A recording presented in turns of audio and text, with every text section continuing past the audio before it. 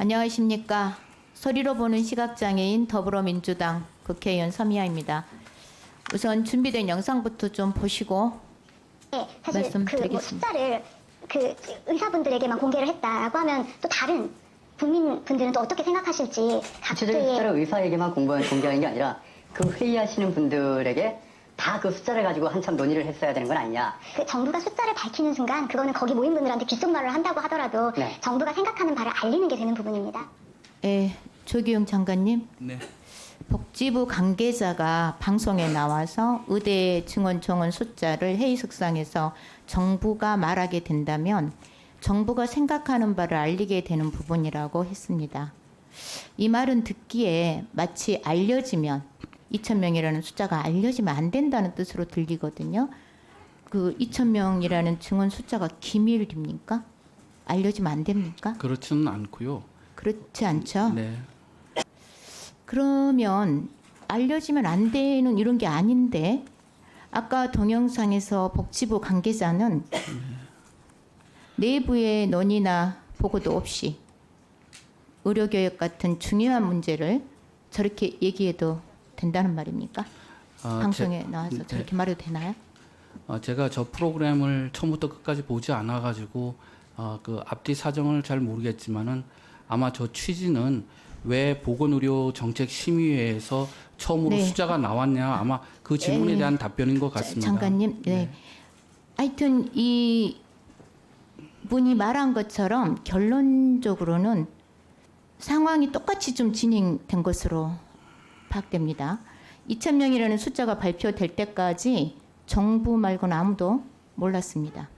의대 증원이 알려지면 안 되는 기밀도 아니고 또 이런 증언에 대한 문제는 당사자 의료계하고 너무나 직접적인 이해관계가 있기 때문에 그런 걸 논의하자고 정부와 의료계가 협의체를 구성한 것으로 압니다. 그리고 회의를 28번이나 했습니다. 그런데 28번이나 회의를 했지만 어디에서도 이 증언에 대한 심도 있는 논의를 했다라는 근거나 자료가 없습니다. 혹시 이 사안도 우리 최혜병 사망 사건 조사 과정에서 나오는 것처럼 윤석열 대통령께서 의료계 패싱, 국민 패싱 하라는 외부 애압이나 지시가 있었습니까? 그렇지 않습니다. 그렇지 않습니까? 네. 이번 사태는 의료 증언에 대한 정언은 너무나 필요한 정책입니다.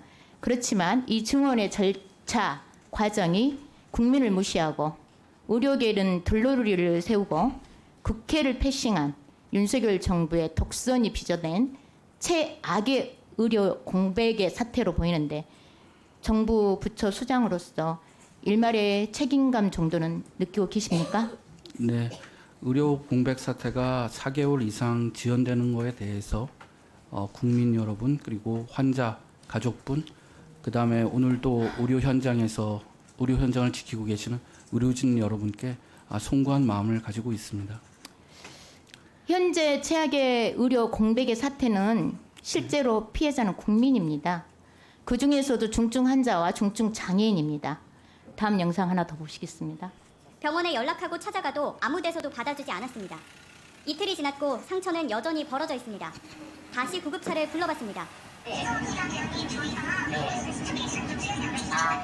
역시 받아주는 곳이 없습니다.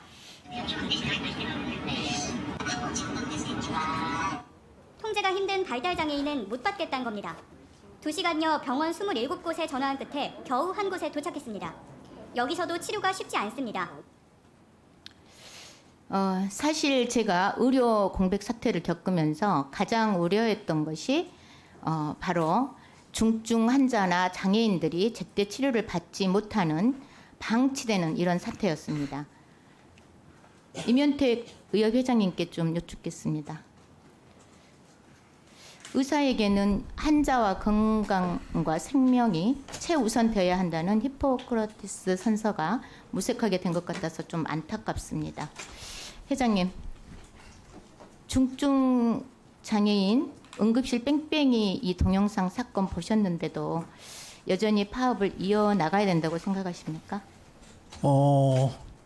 국민들이 힘들어하는 부분에 대해서 저도 의사의 한 사람으로서 그리고 14만 의사를 대표하는 사람으로서 매우 가슴 아프게 생각합니다.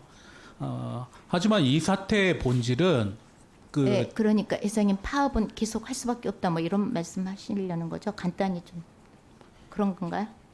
이 사태의 본질은 전공의들하고 의대생들한테 당신들이 지금 복지부가 하는 이른바 개혁이라는 거를 하면 네, 당신들의 미래가 없다라는 메시지를 줬기 때문에 그 사람들이 자기가 있던 자리에서 나갈 수밖에 없었던 환경을 바로 복지부가 만들었다라는 것입니다. 네, 그러니까요. 그래서 계속 파업을 하시겠다는 건지 그 예 아니요로만 말씀해 주세요.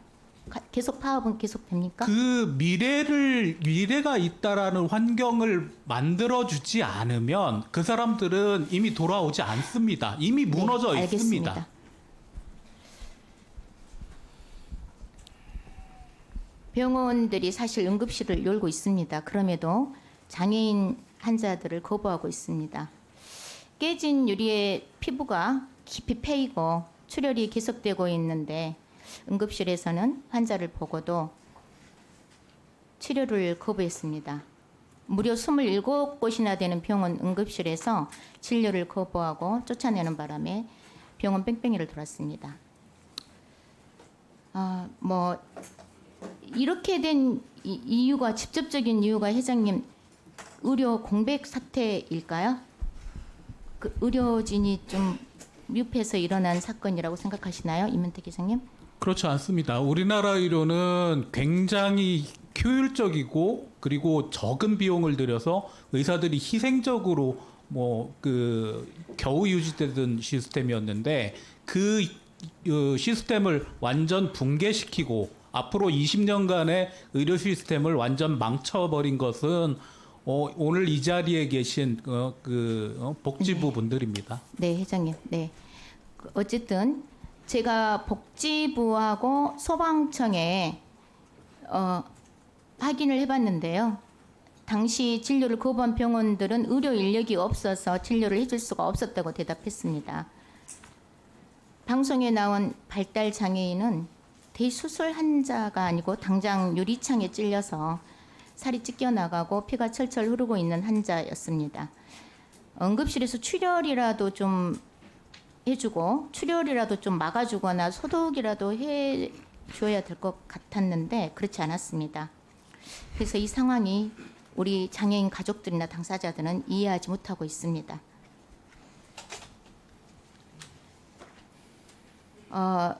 근데 회장님 답변을 이제 들어보니까 의사들이 파업을 하지 않았거나 의정 갈등이 벌어지지 않았다면은 이런 일은 없었을 것이라는 뜻으로 이해가 됩니다. 그렇지만 이런 경우는 정말 응급실에서 그냥 돌려보내서는 안 된다고 생각합니다. 임현택 회장님께서도 입장을 좀 바꿔 생각해 주시면 좋겠습니다. 과연 내 아들이 깨진 유리에 살이 찢겨나가고 출혈이 계속되고 고통을 호소하는데 병원을 27곳이나 갔는데 치료해 주지 않는다면 그 부모님의 심정이 어땠을까? 네, 의원님 의견 경청하겠습니다.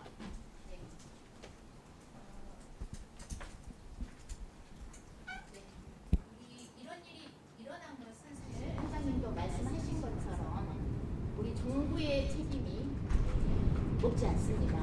그래서 하루라도 조속히 여기 나와 계신 장관님, 복지부와 의료계가 좀 진정성 있는 논의를 통해서 지금 의료 공백 사태를 조속히 해결해 주시도록 강력히 요청드리겠습니다. 네. 이상입니다. 네, 윤영하겠습니다.